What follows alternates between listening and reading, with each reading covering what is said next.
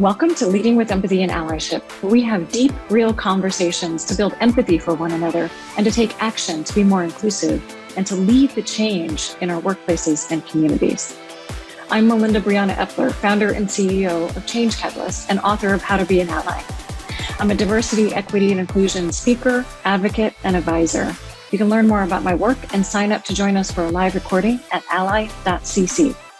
All right, let's dive in. Hello, everyone. Today, I'm talking with Deepa Purushothaman, co-founder of nFormation and author of The First, the Few, the Only, How Women of Color Can Redefine Power in Corporate America. So this episode builds upon some fantastic recent episodes with Ruchika Tulshian and Minda Hartz, as well as many other women of color we've spoken with about this topic. For those of you who are watching on YouTube, we have two ASL interpreters on screen today. Lindsay and Sarika are a partner from our partner Interpreter Now. You can learn more about them at www.interpreter-now.com. Hello, Deepa. How are you? I'm great. Thank you for having me. Yeah, absolutely. Good to see you again. Yes, it's been a while, but it's great to see you. And I love that you already mentioned Ruchika and Minda because we've become fast friends and been on this journey together, and they've been wonderful to do this kind of work with. So yeah, absolutely. They're amazing. Well, I'm excited to dive in. And before we do, if you would just join me in describing ourselves for anybody who is blind or low vision. So I will start. I'm a white woman with long red hair, wearing black and white glasses and a kind of light blue short sleeve shirt. And behind me on one shoulder is a table with lamps, plants, and my book, How to Be an Ally. And then on the other shoulder is a thin, tall bookshelf with some of the, actually Minda's book is there, Ruchika's book is there, and many others who have joined us on the show. And I'm Deepa. You can't tell by how I'm sitting, but I'm a short Indian woman. I am sitting in my home office. I have a number of paintings or pictures in the background, including a poster of my book that is coming out with a maroon woman of color on the cover. There's a big chair in the background, and I am wearing a brown sweater. Okay, so Deepa, let's start at the beginning with about you. Can you please share a bit about your story and where you grew up, how you came to do the work that you're doing now? Absolutely. So I grew up in a very small farming town in New Jersey. It's called White House Station. And I have a line in the book that even the title of this city had the name White in it. I was one of the only people of color in my town, in my school. There were maybe 4 of us total in a school of 500 or 600. So I always had this question of, what makes me different and why don't I feel like I belong? My parents were immigrants to this country. They came in the late 60s and from India. And they didn't talk about race, right? They lived the American dream, and there was this philosophy or this teaching of if you just work hard, everything will be okay. And I didn't encounter that, or I didn't necessarily face that as I navigated spaces where I was an only, even as a young child. And so I think that questioning, that confusion, that is it me versus what's happening around me? Why does everything from what we eat to how we speak to what we do on the weekends feel different to my friends at school was always a question from very early on. The other interesting thing is that my father and I are darker skinned. My mother and my sister are very light skinned. And so there was also a lot of confusion, more from other people than from us but just, are you one family? And, why is that? And are you all Indian? And what are you even, right? I was born in the 70s. And so being Indian wasn't as common as it is now in the United States. And so people used to ask me if I was Italian, if I was South American, you name it. And I was asked that, but Indian was a very rare thing back then. So also people not understanding what part of the world that, my family came from and the culture that I came from. Wow. And so how did you get from there to starting nFormation and writing this book? What was that path? Yeah, so I worked really hard and studied hard. And I think it's part of what happens when you grow up in the States and you have Indian parents of a certain background. There was a lot of pressure on doing well in school, and going to known schools was really probably the most important thing that they drilled into my sister and I. So I'm the oldest of two girls. There was some confusion or conversation, I have to say, not confusion, but conversation around the fact that we were both girls. Even though my parents raised us as feminists, especially my dad, we come from a culture where being a girl isn't always valued in the same way as being a boy child would be. And so that's also there. So just important kind of themes. I played soccer when I was little on boys' teams. And so there was always the sense of I can do anything and be anything and, break barriers in that sense. Like I didn't have to be defined by what I saw around me. And that is a theme and a lesson that I've taken with me. I did well in school. I went to all the right schools, all those things. And then I thought I would go work in the private sector for a year or two. My background was politics. I did not do an MBA. I did 2 master's degrees back to back with a focus, I thought, eventually of working in politics and in policy, not necessarily running for office, but being more behind the scenes. And so I wanted to get a year or two of private sector experience. And so I recruited with Deloitte and a number of other firms out of Harvard Business School. That's where they did the recruiting at that point. And I wanted to do investment banking or consulting. That was really important to me to go spend a year doing that to just kind of get those credentials. And I ended up staying there for over 20 years and rose through the ranks. I was our first Indian female partner, had a lot of responsibility for inclusion. So I led our women's initiative towards the end of my career. I also led a lot of inclusion strategy. And so had some amazing opportunities and grew quite quickly. I made partner really relatively quickly and young as well. And so there were a lot of things that came with being a first. About a year and a half ago, I left the firm. So I left during COVID, and I decided I wanted to focus solely on women of color issues. And we can talk about why and how.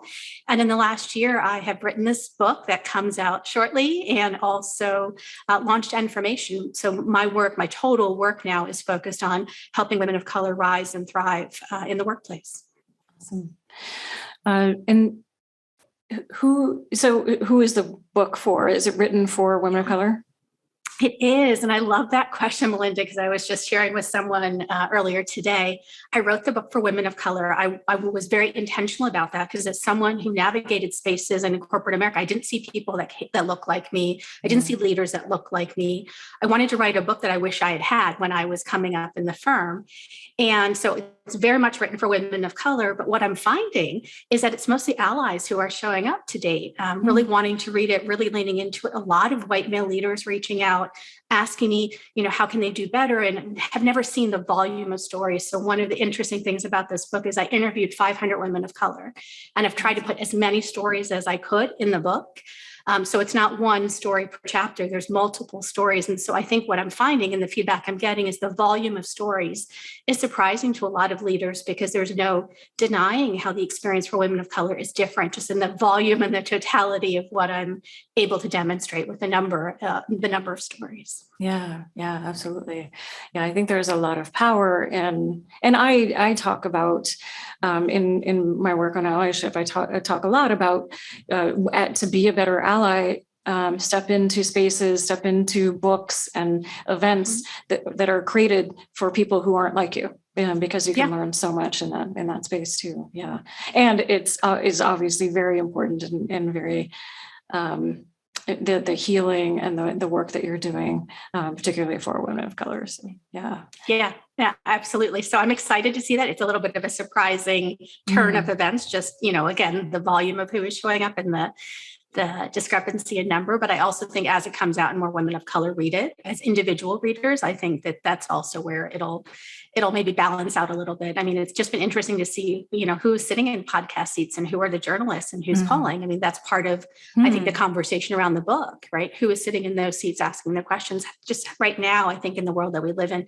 tends to be a lot of white male leaders or allies or, people who want to learn, but are not necessarily the women of color sitting in those seats. And so that's also part of what I'm realizing as I navigate and have more of these conversations. Oh, that's interesting. Yeah, that makes sense. Yeah, I hadn't thought about that when I started. The editors of publications as you're working to get articles and absolutely.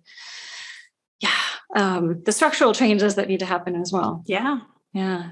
Which is, I mean, nothing wrong with that, right? Because I think, the main point is we need everybody if we're going to create change. Like, I don't think women of color can do it by themselves. We need to work together to change the structure. So again, it's all positive. It's just not how I thought I'd enter this phase of the book process. I thought after I wrote it, like, I'll be talking to a lot of women of color about what needs to change. And although that's part of it, it feels like really the conversation is more, and that the main theme of the book is that corporate America is not a meritocracy, and really explaining why that's the case for women of color with data, with stories, and really showing how it's different for us. And so I do think, it is a conversation for everybody, but just how I'm having the conversation and how, who is part of the change is maybe a little surprising in a good way. So. Yeah, that's cool.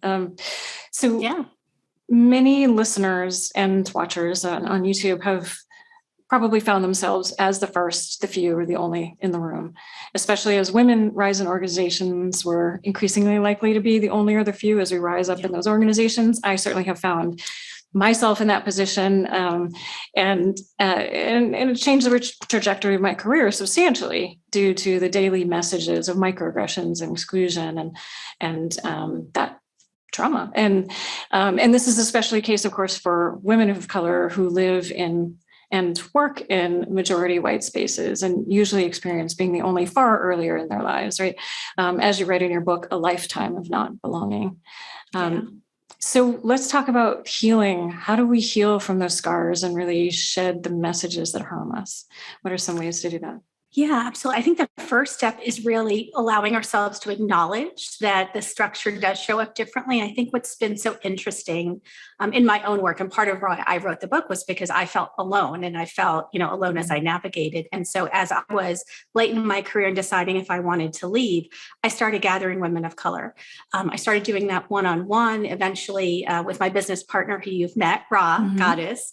We ended up doing about 10 or 12 dinners across the country with 20 or 30 senior women of color each. And we ended up meeting 300 senior women of color. We would get into these rooms and we thought we were going to meet for an hour or two to network. And instead, 5, 6, 7 hours later, we were still talking about the shared experiences, about the microaggression, about the racism, about the extra work, about the code switching. So happy to talk about those things more, but it was really fascinating. And so this book in some ways is an attempt to show that we're not alone, because those stories show that, we're having similar experiences, but we don't talk about it. And so that's really where it started, and, what I'm trying to show in the volume of stories. But it is hard. And part of the healing is, one, first understanding that it does happen. So often women of color are taught from early childhood to just push through, to just work harder, to kind of push it aside. And depending on who you are, how you grew up, if you're from an immigrant family, first generation, there's some nuances that I found in my research. But for the most part, we've just been told like it is either how it is, or again, you can outwork it, but just don't pay attention to it. And just, just perform and it'll Suck be okay. it up. Perform. Yeah. Suck it up, right? Yeah. Exactly. And so that's really the challenge. And so in a lot of cases, the women of color, the most surprising thing in my research, hands down, is how sick the women of color I've met are, and Minta calls it trauma. And I think we have now better language to call it trauma in the workplace. When I was doing the research, I was just surprised at how ill the women of color I met were. And I'm talking senior C-level, C-suite women are ill, and they're carrying these, undescribable, illnesses that are undiagnosed, and things like skin rashes and headaches and stomach problems, fertility issues, from the stress of being in structures that don't see and acknowledge them, and where they've had to conform or adapt who they are, edit who they are. So a lot of what I say the work is about is first understanding what's happening to you so that you can take on the parts that are yours and kind of give back the rest. And once you understand that as a first step, then you can work through and understand what is happening around you, and, what can I truly change? And in the book, I talk a little bit about letting go of messages that don't serve you. And I call that shedding and carrying. So shed messages that you've been taught, like work harder, do more, overperform, and instead carry forth messages that work for you. And that is really a lot of work to kind of shed those messages and take on new ones. But I think women of color have such powerful stories and powerful histories. And we come from cultures where, a lot of our power exists, but as we assimilate, as we navigate corporate spaces, we're muting some of those things. And so part of this work is really about not taking what doesn't work and finding our inner power and really pulling forth those messages about our culture and who we are. Yeah, yeah. And so that extra work, the code switching, and I love it that you also quote Ruchika's HBR article she co-wrote with Jody and Bury on Stop Telling Women They Have Imposter Syndrome, which we recently spoke with her. And she has a new book as well. Yes. Yeah. So how does imposter syndrome fit into this work and finding your power? What is, I love what they did and how they talked about, the imposter syndrome, really in some ways is a hoax, right? Or in some ways, this idea that we're not enough and that it's women's fault is really part of the setup. Yeah. And it so amplifies and so validates the research I found as well, right? As women of color, we think it's us. We think, because the messages, again, they come from childhood, they come from schooling, they come from our families. And so many of the women of color I met thought they weren't enough. One of the stories I tell in the book is Ron and I were doing a photo shoot early in our process for nFormation, and we had maybe selected a dozen women of color to do this a COVID-friendly photo shoot early on in COVID. And as we got closer to the photo shoot, like literally 2 days before the photo shoot was going on, the women slowly started to back out. Some women thought they were too light-skinned, or they weren't necessarily old enough, or they weren't qualified enough, or they weren't something enough. And it was really fascinating to watch that experience. And I share that because I think that is probably one of the biggest things that women of color have to reprogram, is this idea that they're not enough. And it's tied to this idea of imposter syndrome. When you're told that, it's totally understandable that maybe you come from that place that you're not enough and you have to overperform and over question and, find a very different type of self-confidence. And it's happening to us. And so that's, again, that structural understanding of knowing what's happening in the structure and being able to acknowledge it and let it go. And that's why I love Ruchika and Jody Ann's work, because I think it really speaks to that it's the structure too. And if we deny that, then we're taking on so much responsibility that's not ours to fix. It's a freeing sort of, or maybe even a liberating sort of process to understand what the structure is doing. Yeah. Yeah. And for those of you listening or watching, we did dedicate a full episode to imposter syndrome. So if you haven't yet, do go check out episode 21, Overcoming Imposter Syndrome, with Dr. Adia Gooden, where we really we break down imposter syndrome. Where are the different ways that it can show up? There's some really, I learned a lot in that episode. My executive coach, Susan Gear, would say that it's not enough to focus on shedding, that we have to replace it with something positive. Once we shed, we move forward. And you focus on carrying the wisdom that feeds us. And what does that look like? Yeah. So I think for a lot of the women of color, it's really doing a lot of shame reduction work. It's really acknowledging that messages around us tell us to let go and edit who we are. So one of the stories that I talk about is Ronnie, and she's an executive at Adobe, and she was born with some physical limitations, cerebral palsy, and some other challenges that she was working through. And she was born in India. And so in this culture where there is even extra burden, extra bias on folks who are born differently. And when she came to the United States, a lot of the message and a lot of why they left India and came here was because of this belief that she could be anything. But if she had grown up in the small town she was in, that their limiting beliefs would have limited her. And she has this mantra that I love, and it's that anything is possible. And so in the book, I talk about this story, and she lays out this whole series of events that led her to her path. But part of what she has done is really step into that belief that you can be anything if you believe you can be anything. And so leaving aside the messages from her extended family and her culture and her town that told her she couldn't, that she had to really think of a much smaller life because of how she was born and where she was born. Instead, she's reprogrammed that to I can be anything.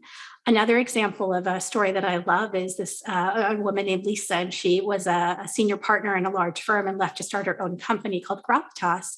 And she talks a lot about having to let go of the shame that she felt kind of navigating spaces that were all white as a woman of Asian descent, and really trying to figure out and trying to understand, like, why does she feel uncomfortable? Why does she feel shame? Why does she feel pain inside? And so a lot of the women that I work with, it's really about understanding what is it that you've been taking in? What is it that it makes you feel like you're not enough? And how do you really step into a different message around that? And so, one of the examples that I talk about are things like beauty, things like skincare. Like we come from cultures where now everyone is going and poaching those, potions and those recipes and those natural elements. But as an example, we come from cultures where that is Ayurveda. Like I'm from Kerala, is a big part of how, my parents grew up and their parents grew up. And yet when you come here, you're not encouraged to use natural products or, coconut oil in your hair 20 years ago was not a cool thing to do. And now everyone's doing it. And so it's an example of this idea of how you let go of so many things that I think now that they're cool, we're coming back to, but are really tied to culture that we have really had to stunt or stop. And so when that happens, and when you go through that process, there's a lot that comes up for women of color around compartmentalization and alienation and separation. And this work is really about coming home to yourself and figuring out for yourself, what do you want to accept and what makes you feel powerful and what do you believe? A lot of the messages also around success. So again, I interviewed corporate women who are really fast rising and high achievers. And so much of what they had taken in, including myself, was ideas of success were very much tied to what my parents thought was success, right? Going to the right schools and rising in a company and sacrificing your health to get to security and stability. And what I've learned from my own journey, I got very sick and had to take a big pause and really ask big life questions, is that definition of success serving me? Does that even make sense for me? And so I think that's the process a lot of women of color are on. The structure and the system of corporate America asks us to give up so much more in addition to the things we've already given up. Is that a sacrifice we want to make? And how do you stand true to who you are and your boundaries so that as you navigate these spaces, you're not giving up even more of yourself? That's really what the caring is about. There's so much in what you just said. And I think, one thing that stuck with me is their limiting beliefs would have limited her. And then also there is early last year, I think, episode 43, I'm looking at it now.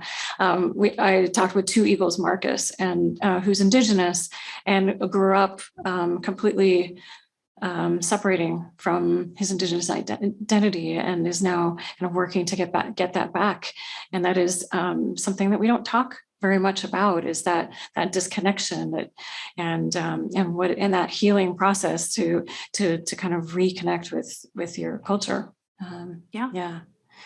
Especially when those values aren't always seen or thought of as important in the workplace, right? So, being humble and being more communal is a lot of what Asian culture is about from the women I spoke with. And yet in corporate structures, that's not really valued. That's actually seen as a negative. And so how do you reconcile those two things as an example of just navigating the workspace, for example? Yeah. So I think there's just a lot, of who you are as an identity and a person, but even how you work and how you show up and what's even valued is sometimes in conflict. So these are really big, complicated questions. Yeah, absolutely. So you focus on power in your book. Let's talk about power first. Why is it important to really focus on power? And then second is, what does it feel like to feel your power? What does that feel like? I really wanted to talk about power because to me, it's very tied to success. And we get so many messages similarly from the outside world of what power looks like. And, all the books that I was asked to read in school and in college were about this very assertive, aggressive, top-down sort of power. And as I rose in my own journey and got to seats of power, I didn't really want to do power that way. Like that didn't really sit with me, didn't really fit with me, didn't really resonate. And as I meet with more women and women of color, I think more of us are asking questions on, can it be more communal? Can it be used for good versus this sort of top-down, winner take all sort of mentality? And so that's where some of the questioning started. I now define power as really freedom, is really the ability to leave what doesn't serve you and kind of step into values and understandings and practices that do. I think power is about alignment, and it takes a lot of work, and it's not work that you are running around doing. It's quiet work. I think we all know what makes us feel powerful, but we're not often taught to lean into that. We're taught to lean into other things. And so this work is really about understanding for you. And Melinda, your definition of power is going to be slightly different than mine because of how we grew up and what's important to us. And that's good. And that's okay. And that's what the world needs. And I think, unfortunately, we're so often told that the power that we should all aspire to is that seat at the top or this very sort of, aggressive sort of power. And so the book is really asking us to think about that differently. And especially for women of color, here's some new power rules. Here are some different things to think about. I talked to Stacey Brown Philpott, who is a former CEO and sits on a number of boards, and you may have chatted with her. She's a wonderful, wonderful storyteller. And she was telling me, I just happened to chat with her a week or two after she got a new puppy. And she was talking about how, I think the puppy's name is Fifi, how Fifi really gravitated towards her in her family. And she feels like it was because she's stern, but she's still, still warm and welcoming. And part of being a leader, we talked about with this dog. I at the time had 4 dogs, but leadership is about making people feel comfortable. It's not that sort of top down, I know all the answers and I'm going to tell you what to do. And so part of what I think this book is really asking us to do is, what does leadership look like as we, emerge from COVID and have different thoughts on what is really needed on our planet and our world, and how as women and women of color do we get comfortable with sitting in seats of power? And a lot of us shy away from historical definitions of power, and can we reframe it so that we are able to really step into those problems and step into solving things in a very different sort of way? So that's really what it's about. But I think we all have to define power for ourselves. And ultimately, what I talk about in the book is there's individual power and there's collective power, and we need both if we're going to change structure. So I call it the power of me and the power of we. And so it's getting clear for yourself. What do you need to shed? What do you need to carry? What roles do you want to take on? What is success for you? Big questions like that. And then it's finding your sisters or finding community so that you can actually learn from each other, share when microaggressions or racism happens, and also talk about the world we want, because we're in a moment where we're still taking down structures or questioning things. I think we're still figuring out and reimagining what's possible. And that work can only happen in community. So that's really what, for me, power and remaking power, that's what it's about. Yeah. So that's a good segue actually into the bigger we of allies and how we can support each other as allies. And so I will say here that I'm thinking about allyship, especially for white men and white women, and to step up and be there for women of color and support women of color. And I also believe that we can and should all be allies for each other, not gender nonconforming cooks, people of color, everyone, because when we heal, we thrive faster when we work together. And I think part of it is as a part of what you just said earlier, is that redefining power is really important for all of us, and all of us to make space for what power and what leadership looks like. And it looks different for different people. And I think part of part of the trauma that women of color and white women as well, but especially women of color, experience as they rise up in organizations, become leaders in organizations, that is trying to conform in those spaces to what power should be, what it looks like, and replicating what has been. Yes, exactly. Yeah. So let's talk a little bit about how we can support people around us. What does that look like? What does that support look like? Absolutely. And I should say, I wrote the book for women of color, and it has the title Women of Color, and the stories are women of color. But at the end of the day, I think we're in a moment, to your point, where everyone is questioning the space that work takes in our lives, what leadership looks like. And I think, the themes in the book and the questioning are applicable to anybody. So I do want to say that, even many of the white men that were my peers of my age group were struggling with some of the same questions of, how do they spend time with their children? How do they make, work? And so I just I agree with you. I think this is a much bigger question. I just wanted to put some stories around women of color because we're so often ignored, But I think there's many more things and many more groups that also need to be talked about. And that's important to say. I think the first part is listening. I think there hasn't been space for the conversation that the workplace shows up differently for each of us. It's only in the last year and a half since George Floyd's murder that I feel like there's been permission to talk about that in a very sort of open way. And I think that's really important. I think the second thing is listening in new ways. So a lot of executives, and I'm sure, Melinda, you get this too, that I meet with will say, well, my employees will tell me everything, or my Black employees will tell me how it is. And, when I then go and meet with them afterwards, it's a whole different set of stories and a set of conversations. We don't have a structure, at least right now, that really rewards telling our truth and really sharing those stories. And so part of it is listening, I think, in a very different way. And I think we can talk about what that looks like, but structurally, the system doesn't necessarily support that, from our HR processes to, all the other things that are in place. And so that's part of it. I think for allies, it's realizing that the listening is probably the most important part. It's not, yes, we need to take action, but you don't need to solve everything. You don't need to save everything in the moment. And that allies need to understand it's your work too. I mean, when I'm the ally, it's my work too. It's not just upon women of color or whoever is being talked over or talked around in a meeting to speak up for themselves. We have to, if we see something, all feel responsible for change in culture in the moment. And none of us can afford to be bystanders anymore. And I think what you're saying is also really important, because the second most surprising thing in the book, and I tell this story, is the end of all my interviews, I would say to the women of color, is there anything else you want to share? And their voices would go quiet and they'd get really uncomfortable and shifty in their chairs. And then they'd say, like, I really want to talk about how we don't help each other as women. White women don't help us. But even as women of color, like as Indian women and Black women, we don't help each other. Even as Indian women, we don't help each other. And I think that all comes down to this idea. And Ron, I have done this in talk and through the TED work that we've done, and also with Billie Jean King, but the idea of scarcity and that there's one seat. And as a result, we're competing for it. But I think that's also there as well. So as allies, I think part of our work is understanding just because someone gets an opportunity doesn't mean it takes away from us. And that's probably the biggest thing I think that needs to shift in corporate settings and workplaces if we're really going to make change, because you can't be in a situation where some large portion of the population feels like they're losing. That's not expansive. That's not really growing. And that's really where I think the work has to be. Yeah, absolutely. Yeah, there are multiple pieces within that too, that I think there's often a resistance to diversity, equity, inclusion work, to working to support women of color to thrive in the workplace from white men who feel that scarcity. And then I think also probably partly as a result of being the only in the room so many times, that women of color also don't do enough to support each other as well. Yeah.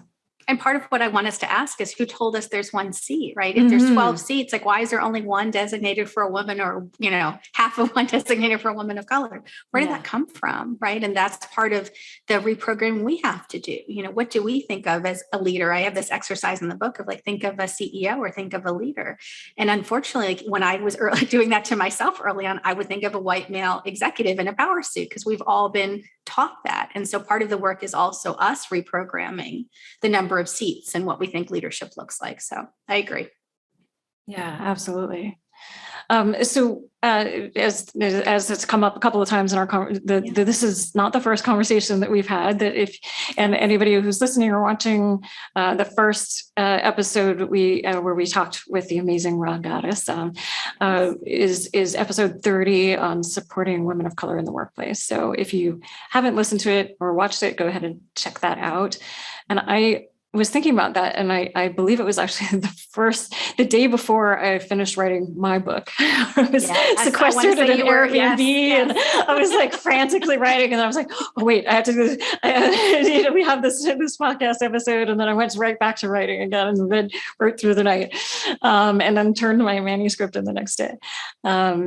So in that last time that we spoke, you were just embarking on the information journey. So I want to check back in with you. Yeah. How is information going? Well, actually, first, for those who haven't listened to the episode, maybe just say a bit about what information is, and then how is it going? What are you learning? What's happening? Yeah, absolutely. Yeah. So information was born out of those dinners that I mentioned early in this conversation. So we had these amazing dinners across the country. Ron and I did them together. And the women would say, when are you coming back? And we knew there was something magical we had uncorked in those conversations. And so early in the pandemic, I would say even prior to the pandemic, we knew we wanted to do something. We thought it might originally be a dinner series, and it's has transformed because of COVID and what's possible and what's necessary. And so that's a little bit of the business model and what we had to come to. We opened our doors a year and a half ago. And so we are relatively new. We started programming a year ago, and we create safe, brave, and new space for professional women of color.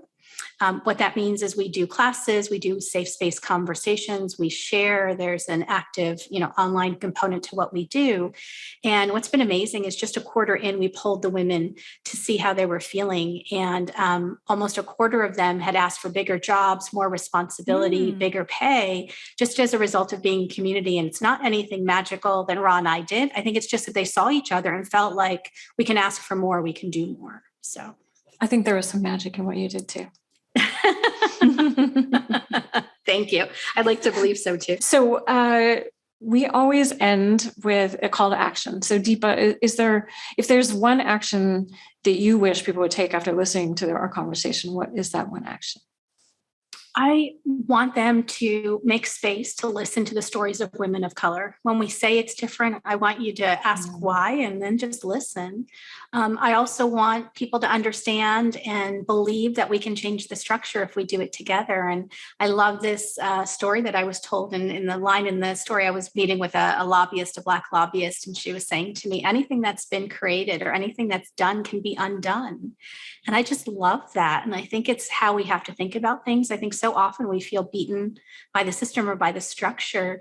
And I'm not saying it's not hard, but I believe together with allies and the moment that we're in, with everything we've uncovered over the last few years, change is possible. And if it was ever going to be, it's now. And so let's work together to make work for everybody.